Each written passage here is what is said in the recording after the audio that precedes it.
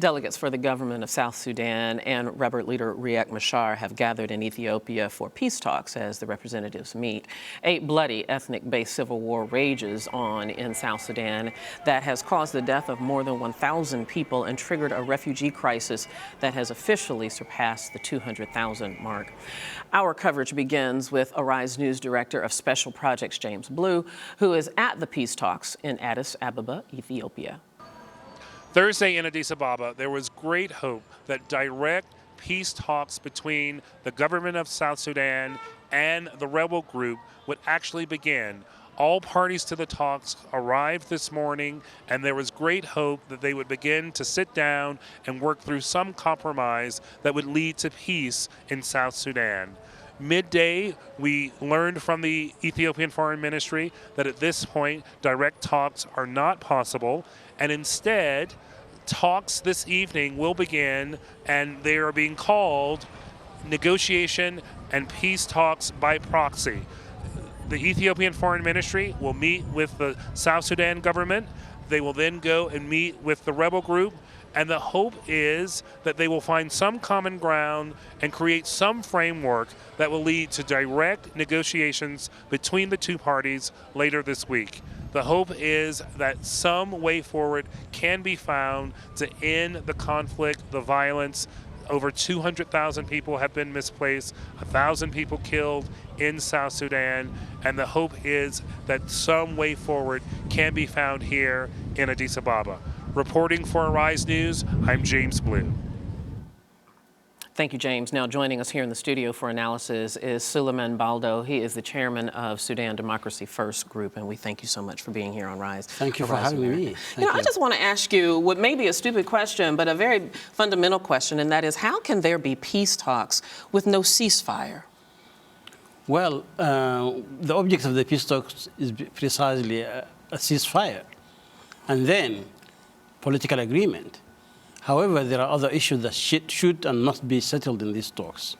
In addition to the cessation of hostilities and the negotiations on political accommodations, there has to be an investigation of all the war crimes, crimes against humanity that have took place in this ugly fight among leaders of the new Republic of South Sudan. And there has to be protection for civilians who are displaced by the conflict. There are more than 200,000, you just mentioned that, Debbie. And so much of this conflict goes back to antagonism between two individuals, the President Kiir as well as the leader of the rebels, Machar. So I'm asking you to speculate, who is going to blink first here? Because they both seem a bit dug in. They are dug in, and there was a spike, a very serious escalation in the fighting just around the time these talks were imposed on the two parties, because they want to come from a position of strength to the negotiations. This doesn't augur well for me. The second fact that we should worry about is that both parties have sent second-tier delegations to the negotiations, not President Salva Kiir himself, not former Vice President Riek Machar, but representatives of both. And what do you make of that? Does that mean to you they're not really serious yet about coming to some sort of peace agreement? It is going to be hardball, hard politics, real politics, but this is going to be played on the skulls of the South Sudanese people. These leaders have to really rise to the challenge. It's not about, by the way, a competition between two individuals. It's a struggle for the soul and control of the ruling party and of the government of South Sudan among a set of leaders, and they are not ethnically defined, they are politically divided. And therefore, the risk is that which started as a political dispute could very well end into a civil war that is fought along ethnic lines. This is what's making everyone worried. And we should all be concerned about this and prevent this from happening. Indeed, and let's talk about the ramifications. If they fail with these peace talks and this violence and instability escalates, look down the road of what this leads to. What are the ramifications here? There are serious ramifications. These two leaders and the two camps, not the two leaders, have brought the country to the brink of the precipice. If they do not pull back, then it's the very future of the Republic of South Sudan that would be in jeopardy.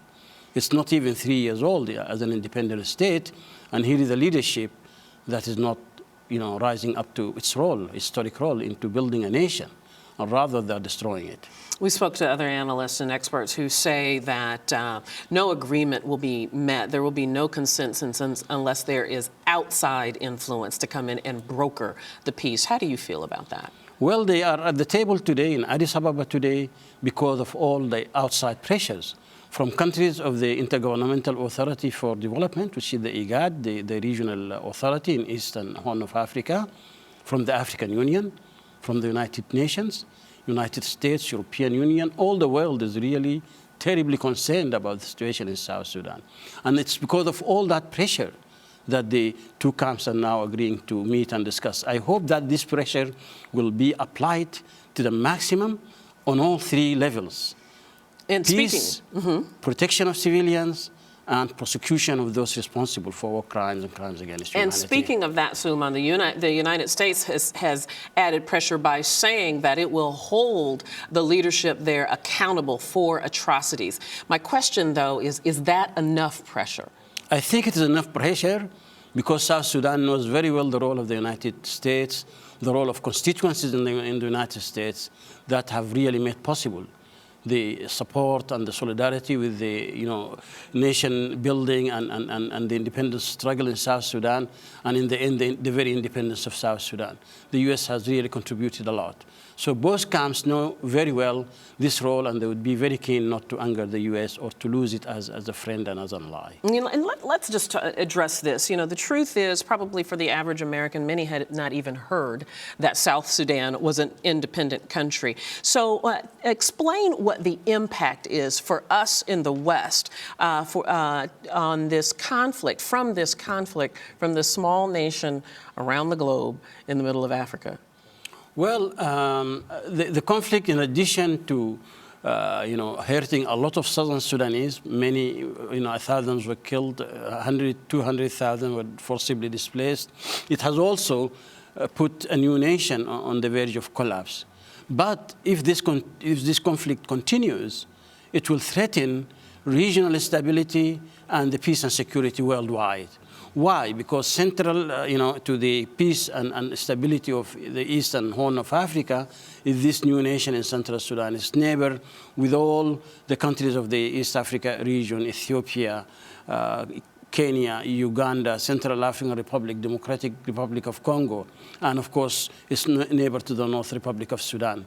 Any serious destabilization of the Republic of South Sudan is going to lead to serious destabilization in this entire region. And that's why the world is very concerned, and the Security Council is seized of this matter. Yeah, such a tender area indeed. Yeah. SULIMAN BALDO, thank you so much. Many thanks for having me. It's good to talk to you. Thank you. Okay. Many thanks. And this is Arise America.